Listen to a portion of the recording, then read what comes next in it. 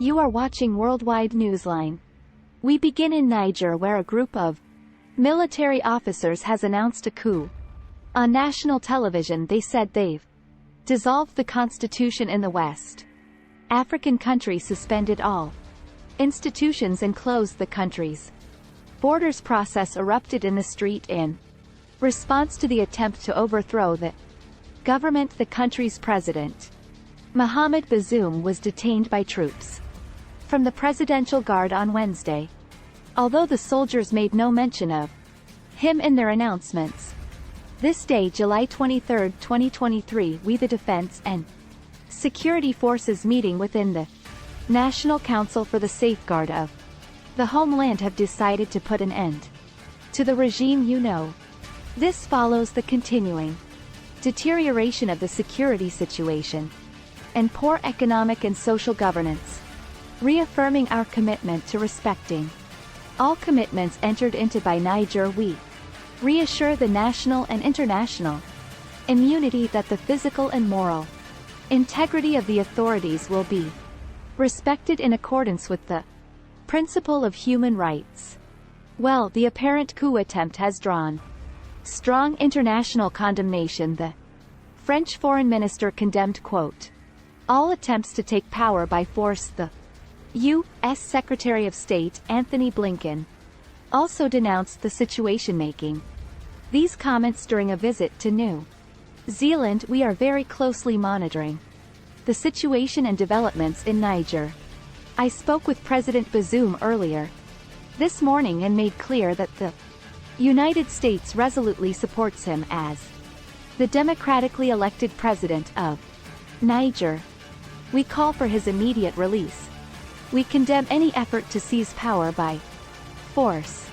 I spoke to the BBC's Nicholas Ngozi, who's in Dhaka, following the story. The constitution was dissolved. The borders are now close to where we still don't have any news about the president, Mr. President, who was elected 2 years ago.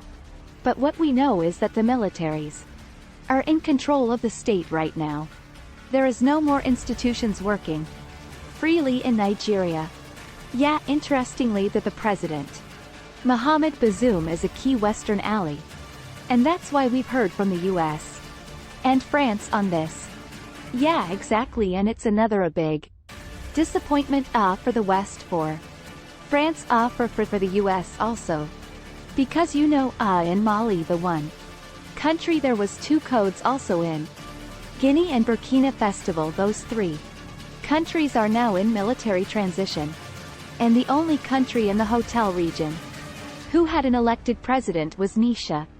And now, with this new event, with this new move by the military Indonesia, we have now 4 countries in transition. So things are getting more difficult in the fight against in the region for the West. Whether there were protests on the streets, do we know what the situation is like out there now? I spoken with activists also, with a correspondence, and it seems that everything came back to normal. If when is calm, there are a lot of militaries in the streets. As I said, the borders are closed, but it seems that there is no more gunshots as we could hear, as people could hear earlier. Yesterday, I think, seems to get back to normal. So do you think the danger point, the pinch point, might be over for now then? What could happen next?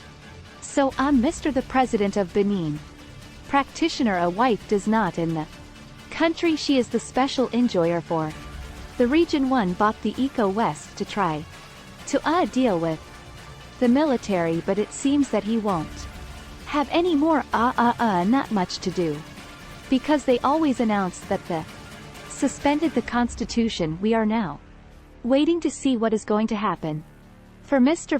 Bazo. Thanks for watching Worldwide Newsline.